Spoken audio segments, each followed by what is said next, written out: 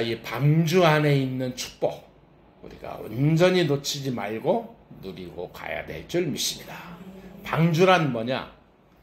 구원의 문이 무엇이냐, 이걸 아는 게 굉장히 중요해요. 그러면 구원의 역사가 일어나게 돼 있거든요. 구원받은 자의 비밀이 뭐죠? 그걸 알면 응답받을 수 있습니다. 이게 방주의 비밀이에요. 불신자가 왜 죽지요? 불신자가 왜 망하죠? 불신자가 왜 인생이 안 될까요? 이걸 알면 현장 살리는 길이 그리스도밖에 없다는 걸 알게 돼요.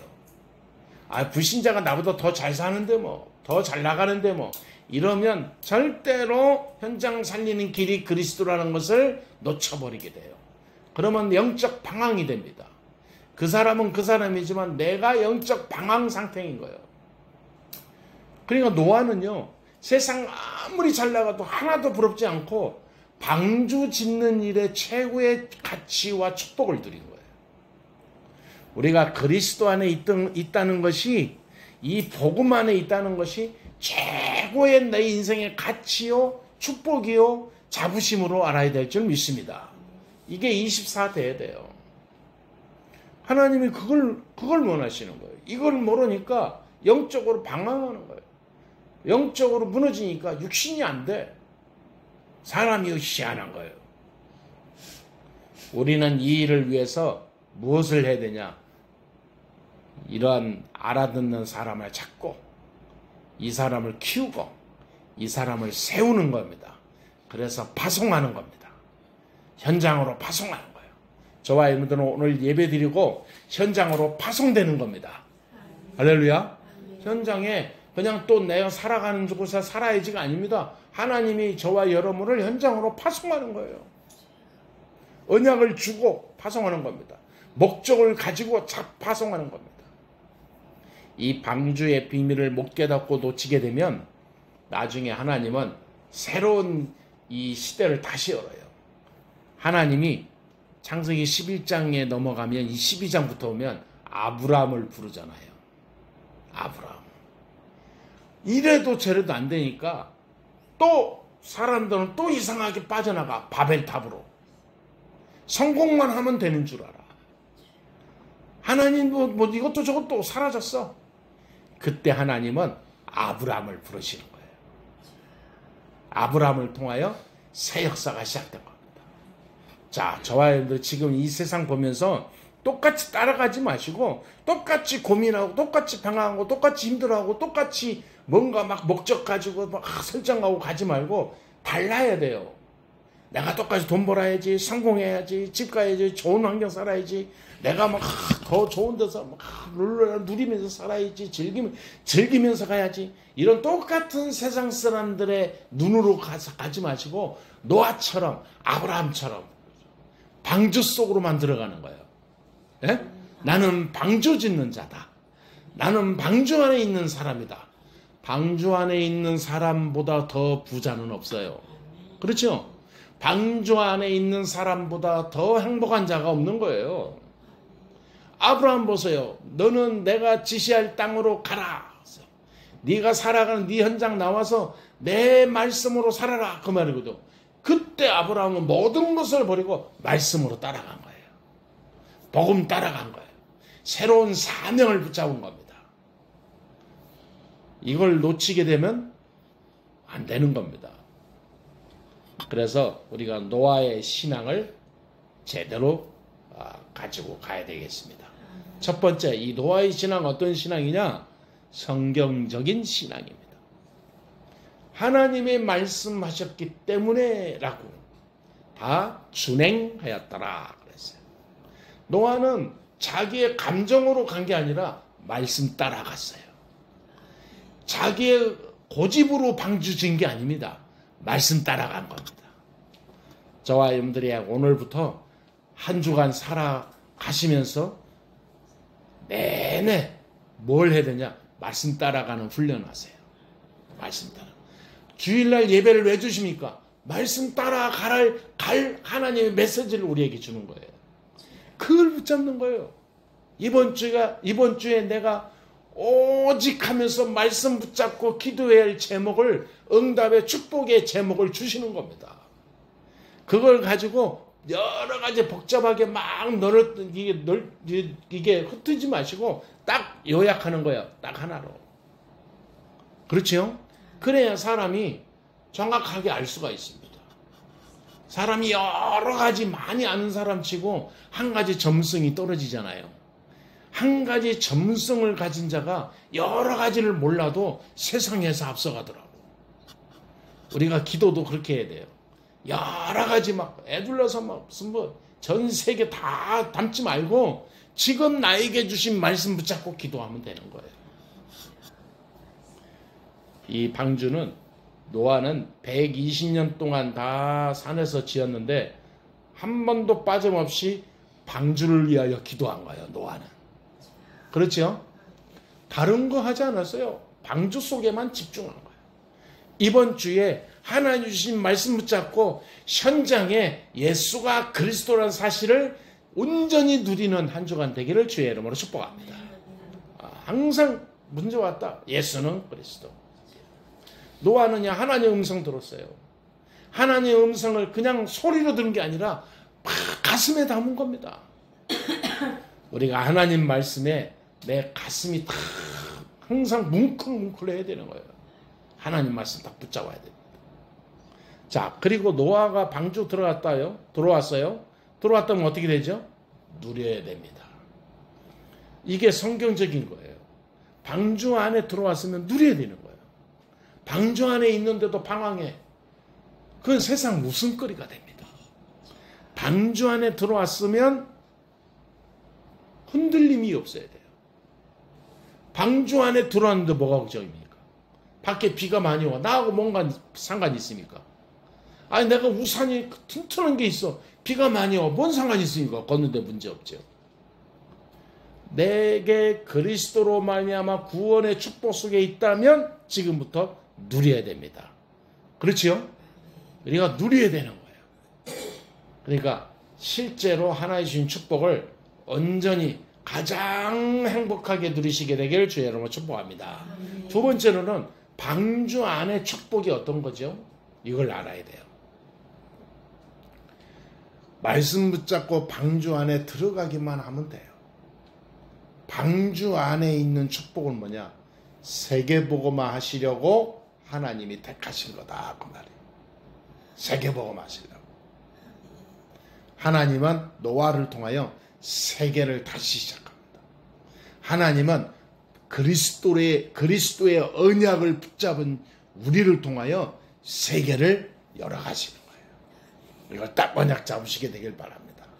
오늘 10절, 12절 나오죠. 이 홍수는 누구도 피할 수 없는 심판이에요. 다 쓸어버렸어요. 이거는 피할 수 있는 어떤 조건도 한 개도 없어요. 도망갈 데도 없고 숨을 데도 없어요. 그런데요, 여기에 노아와 함께 방주 짓는 일에 함께 헌신했던 유명한 인물들이 있습니다. 두 명이 나오죠. 라멕과 무두셀라입니다. 라멕과 무두셀라가 노아와 함께 방주를 짓는 일에 헌신했는데 참 놀라운 거죠. 라멕은 언약 붙잡은 자가 걸어가는 길에 심판 속에 거하게 두지 않는다는 것을 우리에게 보여주고 있어요. 홍수 나기 이전에 하나님이 데려가 버렸어요. 천국으로. 그래서 언약 붙잡은 자는 심판을 피하게 하신다. 그래서 나중에 막 불심판이 오고 지구가 망한다 그러잖아요. 전혀 염려 안 해도 돼요. 하나님은 그 전에 우리를 데려가요. 그러니까 거기에 남은 자는 어떻게 되죠? 남은 자는 이제 노아 홍수에 당하는 아우성하는 그 사람들과 똑같은 거예요. 어쩔 수 없어요. 무두셀라는 어떤 사람이냐? 우리 성경에 보니까 제일 오래 산 사람이요. 969세. 제일 장수한 사람이 무두셀라입니다. 근데 이 사람은 어떻게 했냐? 홍수 나는 그 시기에, 홍수 나던 그 해에 하나님 따라가 버렸어요.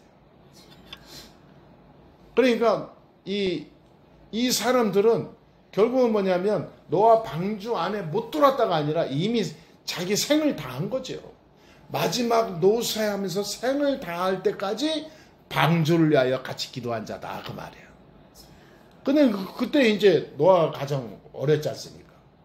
이 노아가 이제 나머지 방주의 이 대업을 완수하게 되죠.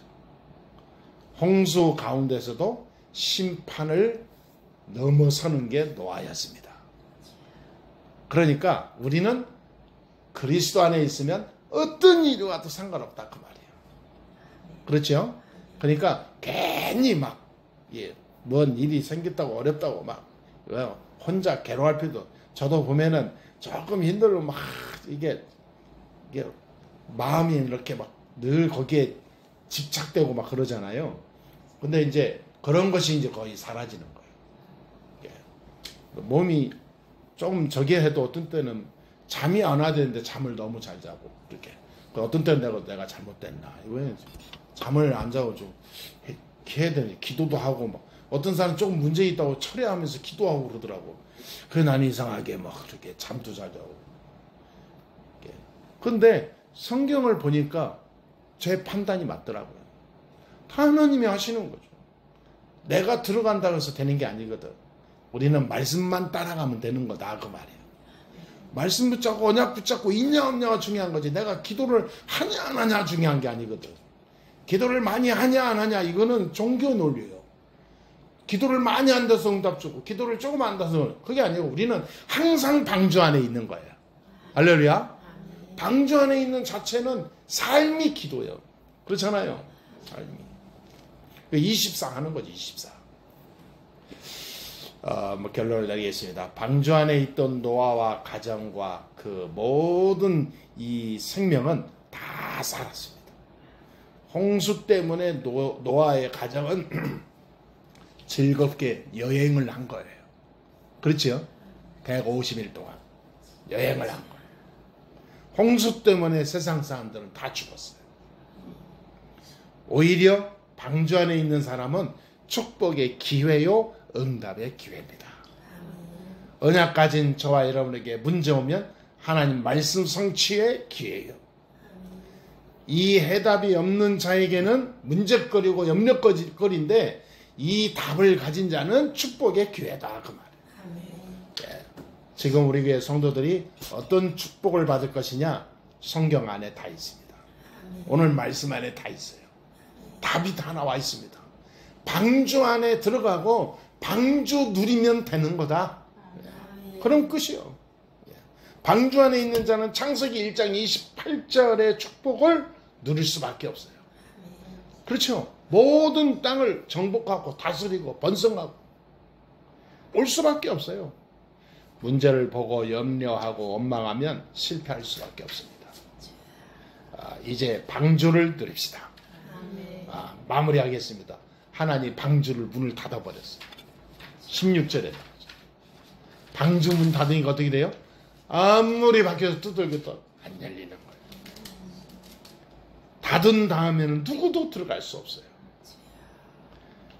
강단과 현장에서 선포되는 말씀을 하나님 말씀으로 알고 진짜 세계 복음화의 방향을 맞추고 언약 붙잡고 기도하세요. 그게 방주 문 열린 상태에서 누리는 축복의 기회입니다. 예수는 그리스도.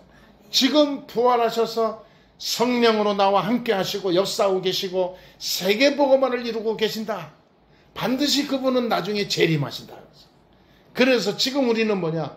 방주 안에 누리는 거다. 그렇죠? 그래서 고린도 후서 6장 2절에 유명한 말씀이 있어요. 보라 지금은 은혜 받을 만한 때요. 보라 지금은 구원의 날이로다. 지금 기회예요. 이 기회가 내일이 없어요. 오늘은 내일이 아닙니다. 내일은 또 다른 오늘이지 오늘은 오늘밖에 없는 거예요. 그렇지요? 그래서 우리는 내 인생에 한 번도 가보지 못한 인생을 지금 걸어가고 있는 겁니다. 2025년 6월 8일은 다시는 안 와요. 저와 여러분들은 한 번 살지 두 번 못 삽니다.